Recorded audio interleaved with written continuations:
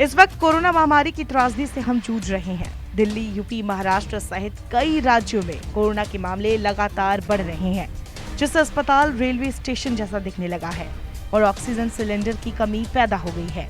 ऐसे में बहुत से लोग ये नहीं समझ पा रहे हैं कि आखिर जो ऑक्सीजन वातावरण में भरी पड़ी है, उसके सिलेंडर की कमी कैसे हो गई। आइए आपको बताते हैं ऑक्सीजन का पूरा इकोनॉमिक्स। ये तो हम सभी को पता है कि वातावरण में करीब 21% ऑक्सीजन और 78% नाइट्रोजन होता है। बाकी 1% दूसरे गैसें होती हैं।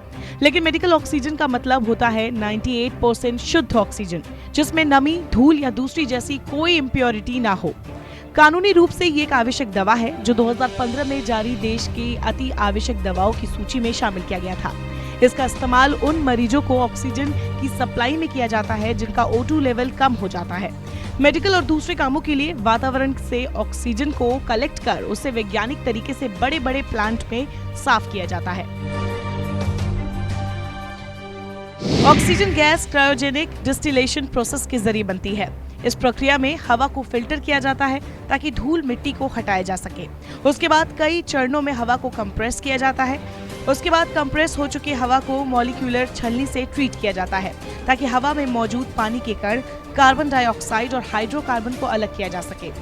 क्योंकि वातावरण में मौजूद हवा में nitrogen, organ, helium, neon, krypton, xenon जैसी गैस होती है, जिनका बॉइलिंग पॉइंट बेहद कम लेकिन अलग अलग होता है। ऐसे में अगर हम हवा को जमा करके उसे ठंडा करते जाए तो सभी गैस बारी बारी से तरल बनती जाएंगी और उन्हें हम अलग अलग करके लिक्विड फॉर्म में जमा कर लेते हैं।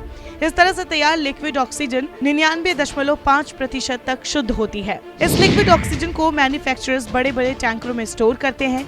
यहाँ से बेहद ठंडे रहने वाले क्रायोजेनिक टैंकरों से डिस्ट्रीब्यूटर तक भेजते हैं। डिस्ट्रीब्यूटर इसका प्रेशर कम करके गैस के रूप में अलग अलग तरह के सिलेंडर में भरते हैं। यही सिलेंडर सीधे अस्पतालों में या इससे छोटे सप्लायरों तक पहुंचाए जाते हैं। कुछ बड़े अस्पतालों में अपने छोटे छोटे ऑक्सीजन जनरेशन प्लांट भी होते हैं। महाराष्ट्र के स्वास्थ्य मंत्री राजेश टोपे ने 21 अप्रैल को बताया कि महाराष्ट्र अभी 1250 टन लिक्विड ऑक्सीजन प्रोड्यूस कर रहा है। एक रिपोर्ट के मुताबिक महाराष्ट्र के 6,80,000 एक्टिव केसों में से करीब 10% ऑक्सीजन सपोर्ट पर है।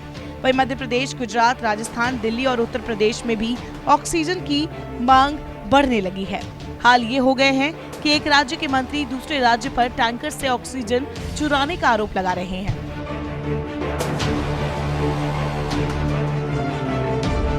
कोरोना महामारी से पहले भारत में रोज मेडिकल ऑक्सीजन की खपत 1000 से 1200 मीट्रिक टन थी। ये 15 अप्रैल तक बढ़कर 4795 टन हो गई।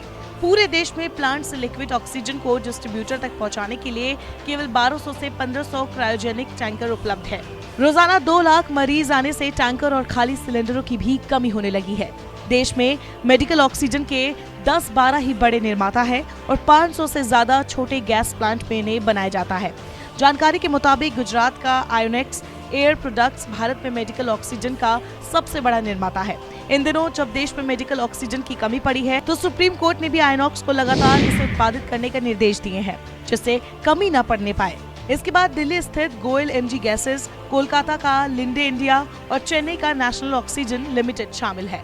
अब कोरोना के मामले बढ़ने से ऑक्सीजन की मांग तेजी से बढ़ रही है। कई राज्यों में ऑक्सीजन की कमी की खबरों के बीच केंद्र सरकार ने इसकी सप्लाई के लिए उद्योग जगत से भी बात की है।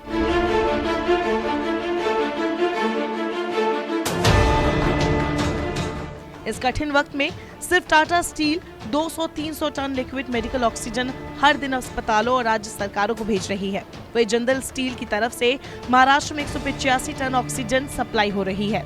इसी तरह सेल और रिलायंस जैसी कंपनियां भी ऑक्सीजन की सप्लाई कर रही है। इसके अलावा ट्रेनों में ऑक्सीजन सिलेंडर या टैंकरों का परिवहन शुरू करने का फैसला लिया गया है। इसके बावजूद कोरोना के मामले इस कदर बढ़ रहे हैं कि देश में ऑक्सीजन सिलेंडरों की कमी सामने आ रही है।